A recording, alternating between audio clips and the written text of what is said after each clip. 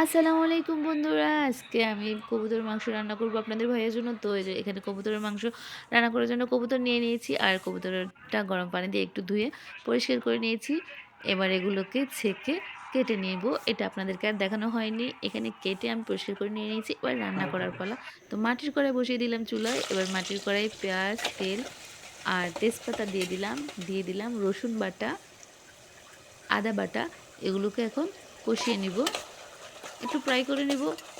তো এখানে আমি কবুতরের মাংসটা ধুয়ে পরিষ্কার করে নিয়েছি, আপনাদেরকে একটু দেখিয়ে দিলাম। এবার আমি মাংসটা দিয়ে দিব মশলার সাথে, আর একটু লবণ দিয়ে দিলাম। এবার এগুলো একটু ফ্রাই করে নিব। এখানে আমি দিয়ে দিলাম গরম মশলা, প্যাকেটের গুঁড়ো গরম মশলাটা দিয়ে দিলাম মাংসের সাথে। আমি আস্তে আস্তে করে মশলাগুলো দিব আর কষিয়ে নেব।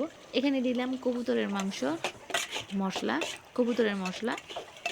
নেড়ে চেড়ে মশলাগুলো মাংসের সাথে মিক্স করে নিচ্ছি।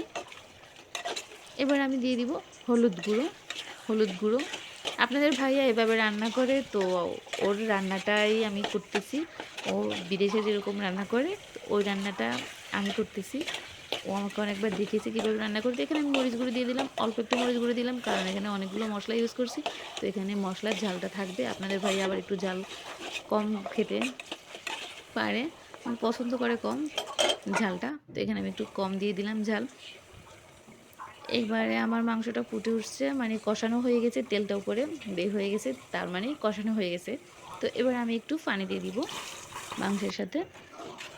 একটু পানি দিয়ে দিলাম, অল্প পরিমাণে পানি দিলাম।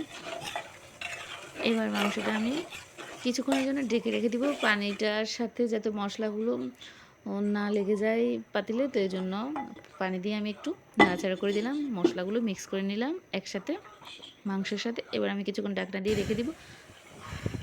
তো এখানে ঢাকনা উঠে দেখলাম যে রান্নার পানিটা ফুটে উঠছে, আর মাংসের কালারটা অনেক সুন্দর হয়েছে, দেখেই বোঝা যাচ্ছে।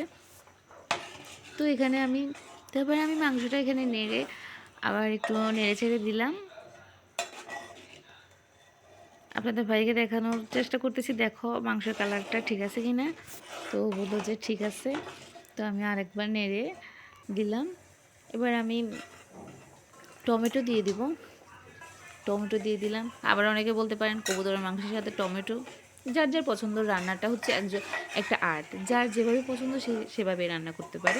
তো আমি এখানে টমেটো দিয়ে দিলাম, কারণ আমার পছন্দ টমেটো, আমার হাজব্যান্ডের পছন্দ। তো আমাদের পছন্দ অনুসারে আমি টমেটো দিয়ে দিলাম।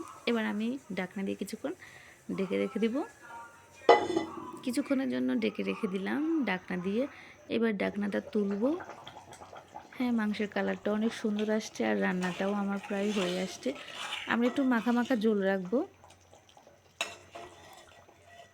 তো আমাদের রান্নাটা কেমন হচ্ছে অবশ্যই সবাই কমেন্ট করে জানাবেন। যদি ভালো লাগে তাহলে লাইক, কমেন্ট, শেয়ার করবেন। তো এখানে রান্নাটা খেয়ে আপনাদের ভাই বলল যে তুমি অনেক ভালো রান্না করছো, রান্নাটা অনেক মজা হয়েছে।